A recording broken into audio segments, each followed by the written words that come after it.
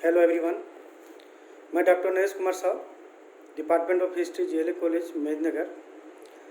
आज मैं BA semester 4 का जो है पेपर सीसी 9 के अंतर्गत जो है आज मैं हिस्ट्री ऑफ इंडिया यानी ancient Indian medieval Indian history के अंतर्गत तो आज मैं चर्चा करने जा रहा हूँ कि यूनिट 2 से यानी मुग़ल काल के बारे में।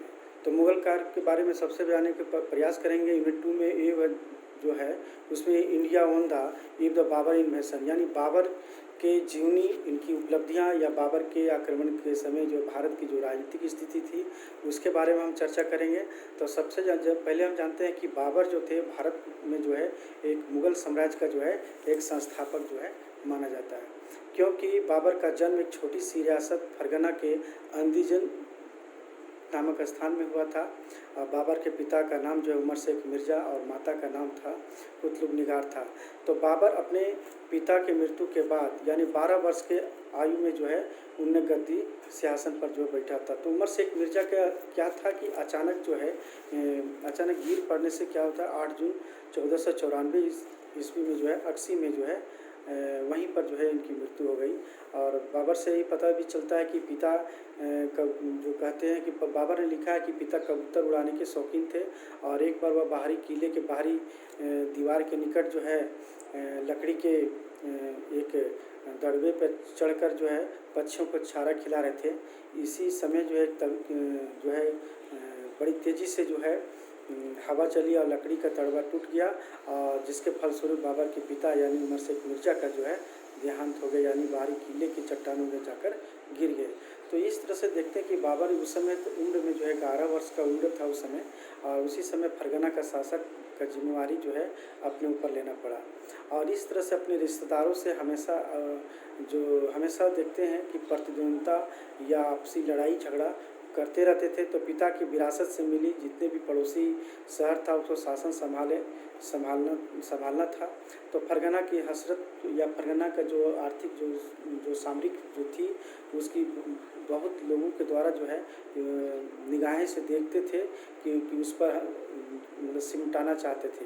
तो जब बाबर के पिता की जब उमर शेख मिर्ज़ा की जब मृत्यु हो गई तो उसके चाचा और समरकंद और बुखारा के जो शासक थे अहमद मिर्ज़ा, वो फरगना पर हमला बोल दिया। क्योंकि राजनीतिक स्थिति कमज़ोर होगी, उमर शेख मिर्ज़ा जब मृत्यु हो गई 11 वर्ष की उम्र में अल्पायु थे, तो उसी समय ये लोग आक्रमण कर दिए।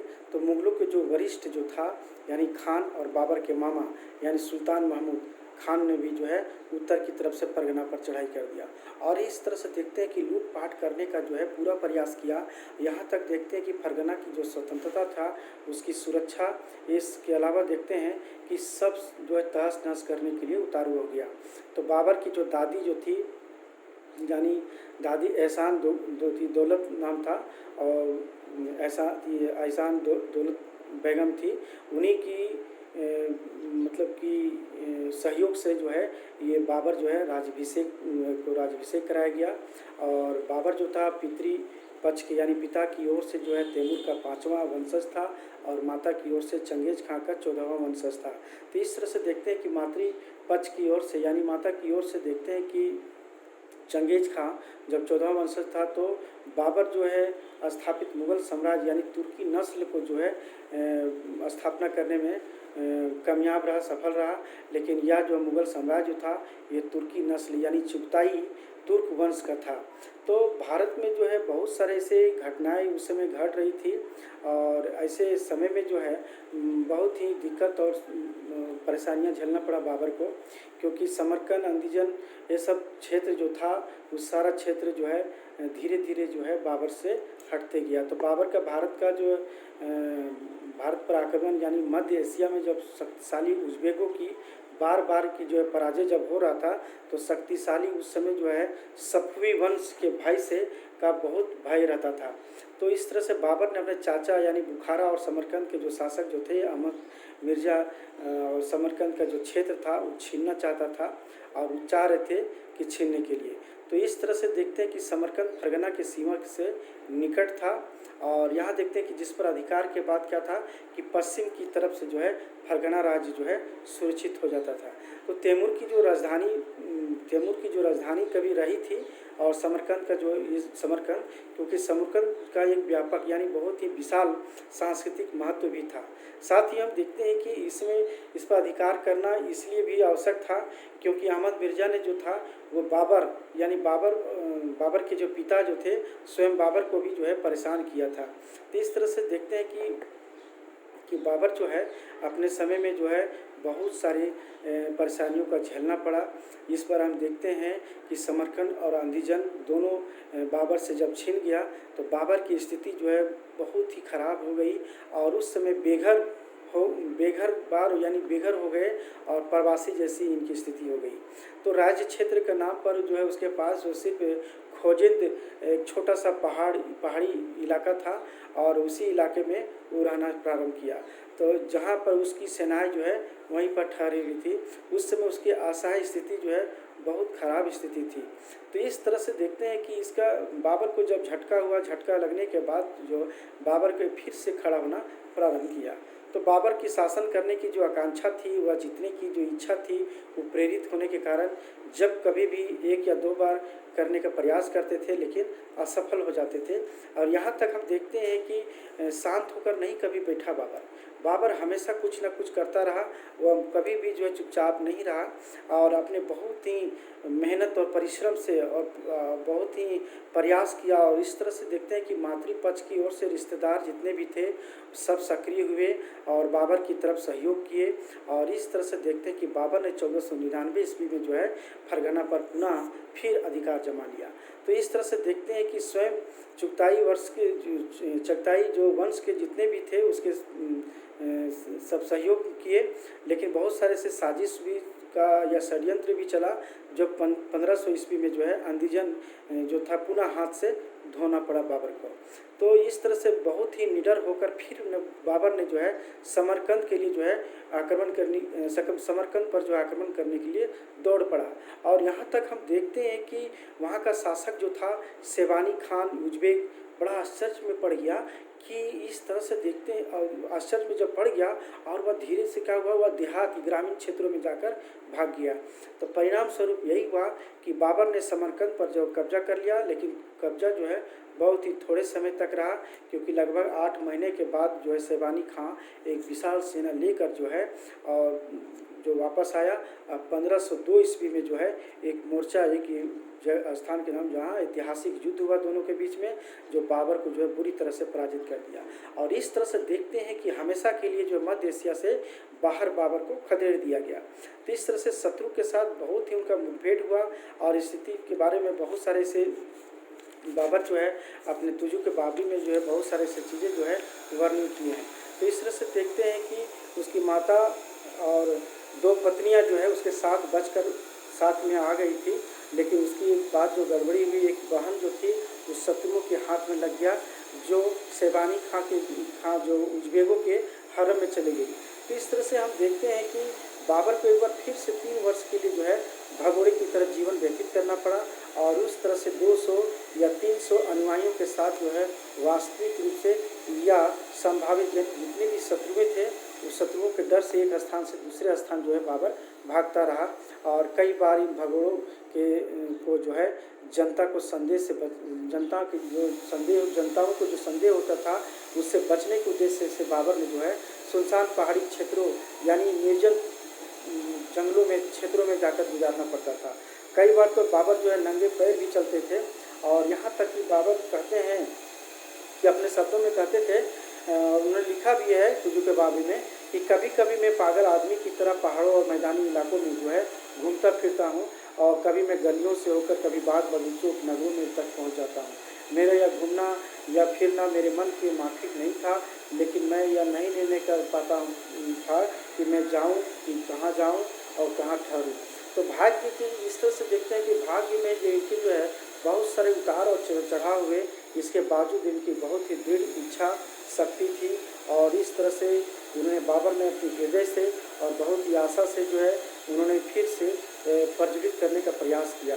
तो इस तरह से देखते इस तरह से भटकते भटकते बाबर की पहली बार जो भारत की जो है अपार संपदा के बारे में जो है जानकारी हुई और इस तरह से 1503 ईस्वी में जो है अक्सस नदी के पार यानी पार जो क्षेत्र है दिक्कत नामक गांव जो था, गांव के वहाँ के जो प्रधान थे उन प्रधान के साथ रहते थे।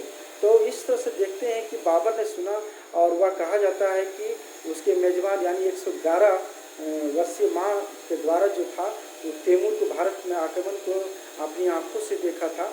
और बाबर यह कहानी सुनकर जो है बहुत ही बाबर रोमांचित हो उठा और उसी समय इसका उल्लेख जो है अपने डायरी में भी जो है लिखा। तो इस तरह से जो है बाबर ने अपने बहुत सारे से चीज़ें लिखी। बाबर ने अपने तुजू के बाबरी में ये भी लिखते हैं कि काबुल के विजय से लेकर यानी पानीपत की लड़ाई तक निरंतर भारतीय क्षेत्र में जो था वो कब्जा करने का स्वप्न देखता रहा। तो इस तरह से भारत में जो है बाबर जो है आक्रमण करने का बहुत सारा उद्देश्य था। पहला उद्देश्य इनका क्या था कि सबसे पहला उनका उद्देश्य था कि तैमूर के उत्तराधिकारी होने के नाते है ना इस क्षेत्र पर अपना दावा कर रहा था।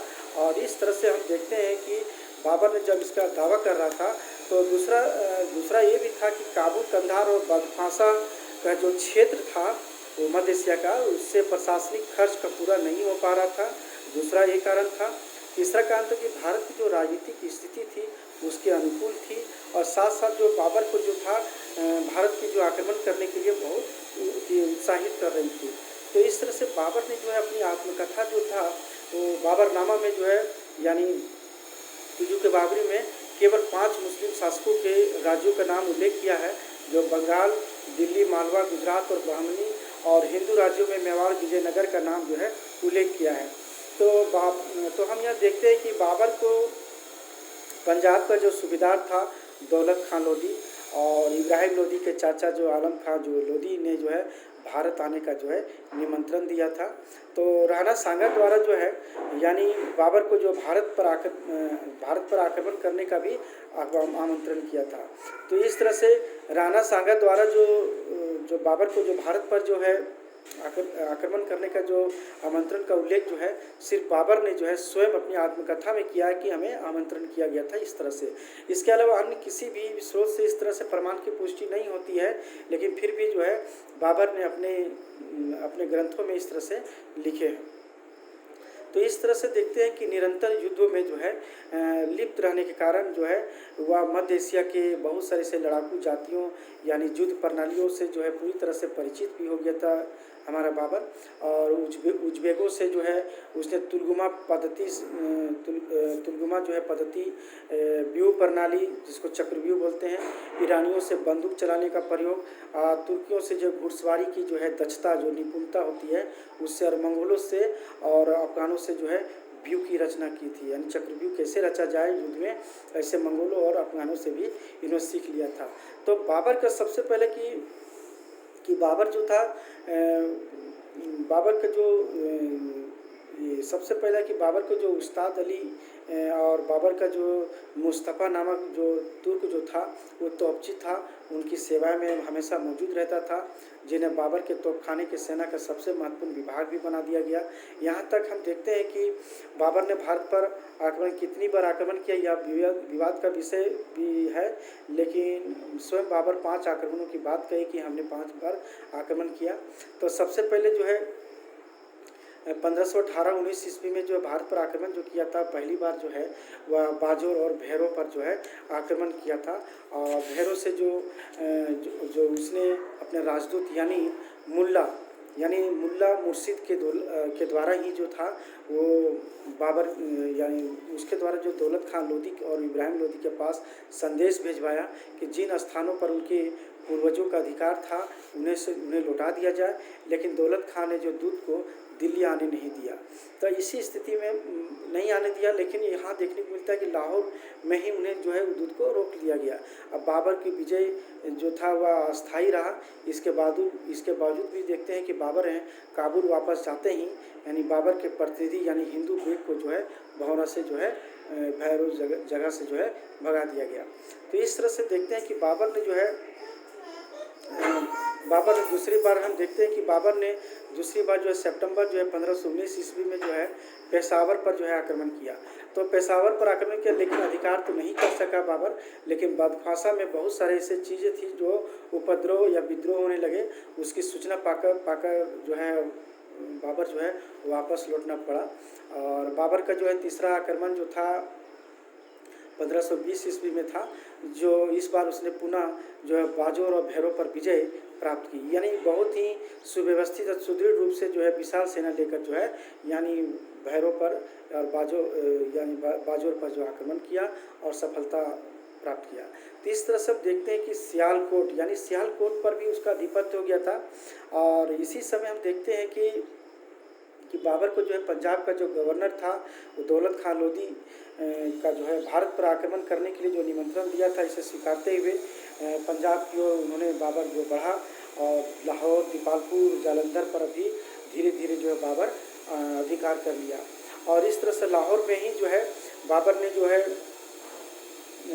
इब्राहिम की सेना यानी इब्राहिम की सेना की पहली बार जो है परास्त किया था। लेकिन बाबर ने जो है युद्ध के बाद अलग जो आलम खां था वो आलम खां को दीपालपुर और दौलत खां लोधी को जो है जालंधर और सुल्तानपुर तथा कुछ अन्य क्षेत्रों में क्षेत्र दे दिए, जिससे वह असंतुष्ट हो उठा। बाबर के जाते ही उसने षड्यंत्र करना प्रारंभ किया और यहीं से देखते हैं कि आलम खां को जो है दीपालपुर से जो है निकाल दिया। आलम खां जो थे बाबर की शरण में पहुंचा और चौथी बार हम देखते हैं कि बाबर ने 1525 पर पंजाब पर जो है आक्रमण किया। यानी पंजाब पर आक्रमण किया यानी दौलत खां लोधी को जो है पराजित किया। तो इस तरह से हम देखते हैं कि भारत के विजय के लिए जो है बहुत सारे मेहनत इन्होंने किया। लेकिन जब पूरी तैयारी जब 5वीं बार आक्रमण किया था, वह एक अंतिम आक्रमण जो था वह उसकी कमान 12,000 लगभग सैनिक थे। इन सैनिकों में हम देखते हैं कि हुमायूं की सेना भी शामिल तो नहीं थी, लेकिन बदफासा से आकर बाद में जो है बाबर के साथ जो बहुत सारे ऐसे जो लोग थे जो उनके साथ जो मिले। और पेशावर, लाहौर, सियालकोट जो मुग़ल सेना की जो टुकड़ियाँ थी वो सब तैनात करके रखी हुई थी। तो इस तरह से उसकी हमलावर यानी सेनाओं के जितने भी थे सब उनके एक साथ हो गए और इस तरह से भारत ने भारत के विजय के लिए अपने निर्णायक और परिणाम पहुंचाने का दृढ़ संकल्प लिया। और यहीं से बाबर की सेनाएं जो है दौलत खां और दिलावर खान जो है भागकर होशियारपुर जिले यानी मलोद की ओर भाग गए। और इस तरह से हम देखते हैं कि बाबर की सेनाओं में जो है ज़बरदस्त जो है यानी बाबर की सेनाओं ने जो है उसको बहुत ज़बरदस्त जो है पीछे की ओर पीछा किया और इस तरह से मलोद के किलों को जो है घेर लिया गया, जहाँ पर दिलावर खां और दौलत खां गए थे। इस तरह से दिलावर खां तो फरार हो गया, लेकिन दौलत खां जो था वह आत्मसमर्पण कर दिया और उसे बंदी के रूप में जो है बाबर के समक्ष जो है प्रस्तुत किया। तो इस तरह से देखते हैं बाबर कहते हैं कि मैंने यह आदेश जो दिए हैं, 2 तलवारें मुझसे लड़ने के लिए अपनी कमर जो है बांध रखी थी और उसकी गर्दन पर लटकाया जाए। और तो इस तरह से यह एक ऐसी बातें जो है बाबर ने कहा। लेकिन बाबर जो धीरे धीरे जो है अपने जो षड्यंत्र में जो जिस तरह से जो अपना विशाल सेनाओं को लेकर जिस तरह से जो है धीरे धीरे पराजित करना प्रारंभ किया, तो उसी तरह जो है मेवाड़ के राणा सांगा बाबर को दिल्ली पर जो है संयुक्त रूप से जो हमले की दावत दी थी, जिससे इब्राहिम खां लोधी के बाद जो है यानी लोधी राज्य की जो विभाजन हो सके। इसीलिए जो है इस प्रकार संदेश प्राप्त करके बाबर बहुत उत्साहित हो उठा और इस तरह से इब्राहिम लोधी का चुनौती का सामना करने के लिए पूरी तैयारी कर रहा था। तो इस तरह से हम देखते हैं कि हमलावर का ध्यान हटाने के लिए और कुछ समय के लिए प्राप्त करने के उद्देश्य से उसने जो है हिसार फिरोजा जो पंजाब के क्षेत्रों में वो सिकदार और जो वहाँ के सिकदार जो थे हमीद खान को जो है अपनी सैनिक टुकड़ियों के बल पर यानी शत्रुओं के सेनाओं को जो है रोके रखने का बहुत ही कड़ा निर्देश दिया था। तो हुमायूं ने जो 26 फरवरी जो है 1526 को इस तरह से इस तरह से बुरी तरह से कुचल दिया, लेकिन अपने सैनिकों को हिसार फिरोजा इस शहर को लूटपाट करने के लिए भेजा। बाबर ने बहुत ही अच्छा शगुन माना और हिसार फिरोजा हुमायूं को भेंट कर दिया गया, हुमायूं को मिल गया। तो इस तरह से देखते हैं कि भारत में जो पानीपत की जो लड़ाई हुई थी, बाबर के कुछ दिनों तक जो है कुछ दिन तक जो था शाहबाद में जो है रुका, और वहाँ पर से देखते हैं गुप्त समाचार प्राप्त करने के लिए योग्य व्यक्तियों को जो है इब्राहिम के शिविर में भेज दिया गया, इब्राहिम लोदी के शिविर में भेज दिया गया, और इब्राहिम लोदी खां के द्वारा जो है पानीपत की तरफ भेजा गया। तो उसी समय घुड़सवार फौज के एक दस्ते को भी जो है बाबर के जो व्यक्तियों ने जो है खदेड़ दिया। तो इस तरह से देखते हैं शाहबाद में बाबर को समाचार मिला कि इब्राहिम लोदी की 1 लाख सैनिकों की एक शक्तिशाली सेना और 1000 हाथियों के साथ दिल्ली से बाहर आ गया है। धीरे धीरे जो है एक समय में 1 या 2 मील चलकर प्रत्येक स्थान 2 या 3 दिन तक रुक कर चला। मुगल सेना भी बढ़ता चला गया। अब बाबर ने अपनी सेना बहुत ही धीमी गति की और आगे बढ़ने का निर्देश दिया, और पानीपत और जमुना नदी के मध्य की जो भूमि थी वो युद्ध स्थल के रूप में चुना गया। तो इस तरह से देखते हैं कि यमुना नदी शहर के लगभग 2-3 मील दूरी पर ये बहती है। पानीपत शहर एक छोटा सा जो है भाग है जो युद्ध स्थल का जो है जो केंद्र बना था, और यहीं पर जो है शहर और गाँव के नज़दीक निवासी सेनाओं जितने भी थे सेनाओं थे जो है पहुँचते हैं और जान बचाने के लिए भाग खड़े होते हैं बहुत सारे। बाबर को 12 से लेकर 19 अप्रैल तक जो है बहुत सारा ऐसे समय मिला उनको, जो इसी दौरान सेनाओं को जो है व्यूह रचने में जो है समय मिला, और उसकी सेना जो है केंद्रीय पंक्ति की कमान संभाली, और सुरक्षा के लिए लगभग जो है 700 पहिएदार जो गाड़ियाँ थी, और जिनका प्रयोग था व्यक्तियों द्वारा जो असबाब यानी ढुलाई के लिए पहले जो किया जाता था, तो एक जगह से यानी दूसरे सटी हुई गाड़ियों से कच्ची खाल से जो बनी हुई उसे रस्सी से बांध दिया गया, और इस तरह से 60 और 70 गज की काफ़ी स्थान पर खाली छोड़ दिया गया। तो इस तरह से हम देखते हैं कि 100 से यानी 150 घुड़सवार सैनिक किसी भी प्रकार से जो है सुविधा के बिना जो है आक्रमण कर सके। तो इस तरह से देखते हैं कि यहाँ पर जो है बाबर के पास जो 14 भारी जो था मैदानी क्षेत्र में वो तोपें थी। 2-2 की संख्या में लकड़ी के जो विशाल तोपें गाड़ियों पर ले जाया जाता था, और इस तरह से दोनों की ओर अच्छे तैयारियां हो गई थी।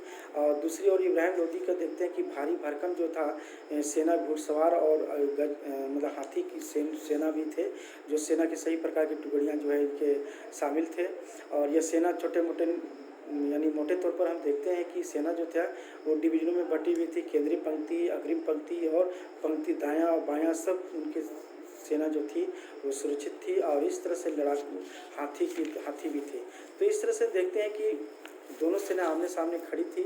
लगभग दोनों के बीच जो है 5-6 मील की दूरी थी। लगभग इब्राहिम लोदी पहले करने की तनिक इच्छा नहीं थी, लेकिन फिर भी अप्रैल की रात को बाबर ने जो है यानी हमले के रूप में 4-5 हज़ार लगभग सिपाही भेजे, और इस पहल में ही बाबर बुरी तरह सफल रहा। लेकिन इसके फलस्वरूप जो था वो शत्रु जो है भड़क उठा उसके, और इस तरह से 20 अप्रैल की रात को मुगल सेना के लिए बहुत ही दुर्भाग्यपूर्ण थी।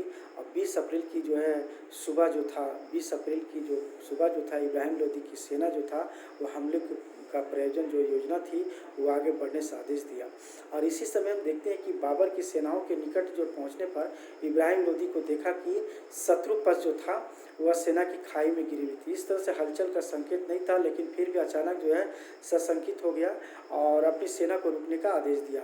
तो इस तरह से देखते हैं कि बाबर की तोपों ने गोलाबारी शुरू कर दी, और उसके पार्श्विक टुकड़ियों ने चक्कर काटकर जो है पार्श्वों से और पीछे की तरफ से शत्रुओं पर जो है धावा बोल दिया, और इब्राहिम लोदी की सैनिक बहादुरी के साथ जो है लड़े। किंतु इसके पहले जो है तोपखाने और युद्ध घड़ी चालों के सामने टिकने की कोई संभावना नहीं थी, और कुछ ही घंटों में देखते हैं इब्राहिम लोदी और उसके मित्र ग्वालियर के राजा जो विक्रमजीत सहित जो है 15,000 सैनिकों यानी 15-16 हज़ार जो सैनिक था उनको मृत्यु प्राप्त हो गए। तो इस तरह से आप देखते हैं कि पानीपत की जो है पहली लड़ाई में बाबर की विजय का कारण जो है ढूंढना बड़ा कठिन नहीं है, लेकिन फिर भी एक बहुत ही अनुभवी सेनापति के होने के नाते यानी युद्ध क्षेत्र में जो है अपनी सेनाओं का एक कुशल तैनात करके रखे थे, जिससे शत्रुओं पर जो है विजय प्राप्त कर सके। तो तोपखाने का प्रभावी जो प्रयोग उसने तुलुमा दलों से जो प्राप्त किया था, विभिन्न अंगों को जो है श्रेष्ठ को मिला करके जो है सफलता करने में हासिल किया था।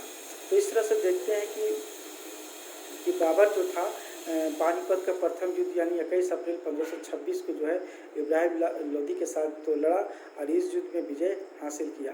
इसके बाद हम देखते हैं कि भारत में जो है बाबर ने जो है खानवा का युद्ध जो राणा सांगा के साथ और उसके बाद जो है राणा सांगा के साथ जो लगभग जो है 16 मार्च 1527 को जो है बाबर ने पहली बार इसी समय जो है जिहाद यानी धर्म युद्ध का नारा दिया था।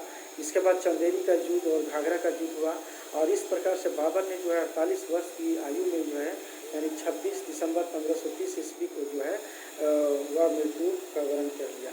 यानी इस तरह से देखते हैं कि बाबर की जो राजनीतिक स्थिति थी लगभग बहुत ही संघर्षशील थी और संघर्ष करते हुए अपनी मेहनत से और बहुत ही योग्य साहस के से जो है यानी भारत पर आक्रमण करके जो है एक मुगल साम्राज्य की जो है स्थापना किया था।